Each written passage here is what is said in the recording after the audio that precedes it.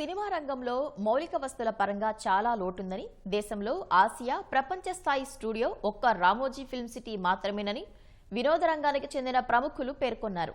ముంబైలోని film city వైశాల్యం పరంగా పెద్దదైనా నాణ్యతలో సరితూగదని స్పష్టం చేశారు. ఓటీటీలు వంటి టెక్నాలజీలు ఎన్ని వచ్చినా థియేటర్ల మనుగడకు వచ్చిన ముప్పేమీ లేదని తెలిపారు. ఆవకాయ ఉత్సవంలో భాగంగా ఓటీటీ యుగంలో సినిమా అన్న అంశంపై శుక్రవారం విజయవాడ భవానీ ద్వీపంలో జరిగిన చర్చాగోష్ఠి ఆకట్టుకుంది.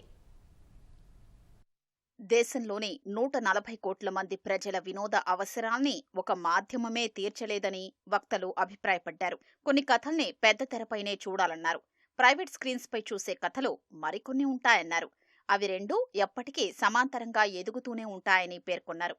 ఆవకాయ ఉత్సవం వేళ విజయవాడ భవానీ ద్వీపంలో పర్యాటక శాఖ ఆధ్వర్యంలో నిర్వహించిన ఓటీటీ యుగంలో సినిమా అన్న అంశంపై చర్చ ఆసక్తికరంగా సాగింది.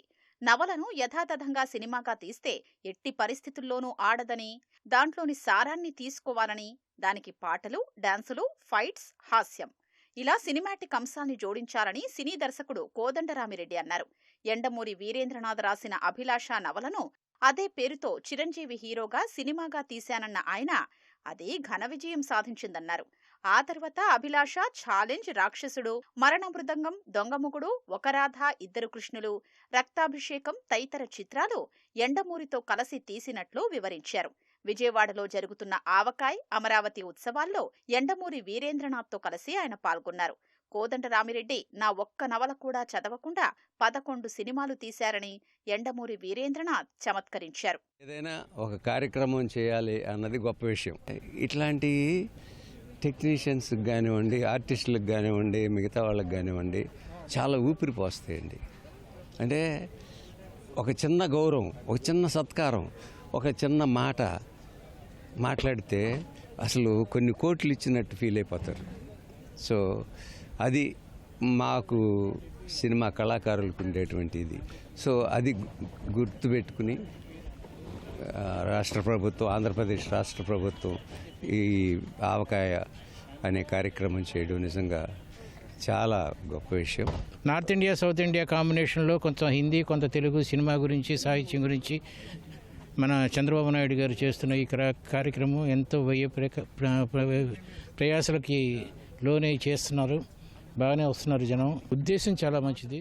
ఓటీటీ ప్లాట్ఫామ్లు, టెక్నాలజీ వల్ల భారతీయ కథలు ప్రపంచవ్యాప్తంగా చేరాయని వక్తలు అభిప్రాయపడ్డారు. రామోజీ ఫిల్మ్ సిటీ స్థాయి స్టూడియో మరొకటి లేదన్నారు.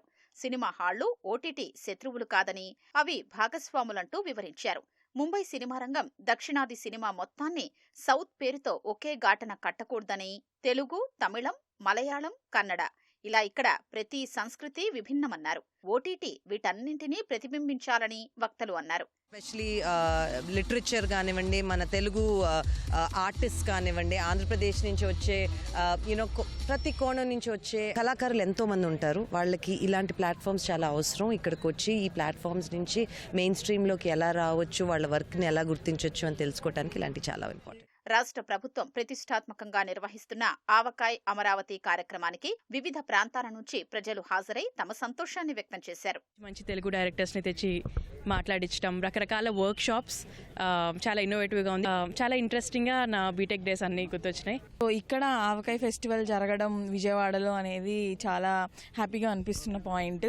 సో ఆర్ట్, కల్చర్, హెరిటేజ్కి ఇంత ప్రాముఖ్యత ఇస్తూ so AP tourism government department వచ్చి మనకి ఇక్కడ ఇంత పెద్ద ఫెస్టివల్ చేస్తున్నందుకు చాలా హ్యాపీగా అనిపిస్తుంది. యాక్చువల్గా చెప్పాలంటే ఈ ఇయర్లో ఇంత ఫాస్ట్గా విజయవాడ ఉత్సవం వచ్చింది. మళ్ళీ తర్వాత వెంటనే పెద్ద ప్రోగ్రామ్ ఆవకాయ ఫెస్టివల్ జరగడం అనేది విజయవాడకు ఒక శుభసూచకంగా చెప్పొచ్చు. ఇలాంటి ఈవెంట్ అవ్వడం అనేది ఆవకాయ అమరావతి ప్రోగ్రాం రెండో రోజు ఉత్సాహంగా సాగింది. వివిధ అంశాలపైన జరిగిన చర్చా గోష్ఠులు కానీ, అదేవిధంగా సంభాషణకు సంబంధించి సినీ ప్రముఖులు అందరూ కూడా హాజరై వారి అభిప్రాయాన్ని ఇక్కడ పంచుకున్నారు. సోమేశ్తో కనకారావు, ఈటీవీ న్యూస్, విజయవాడ నుంచి.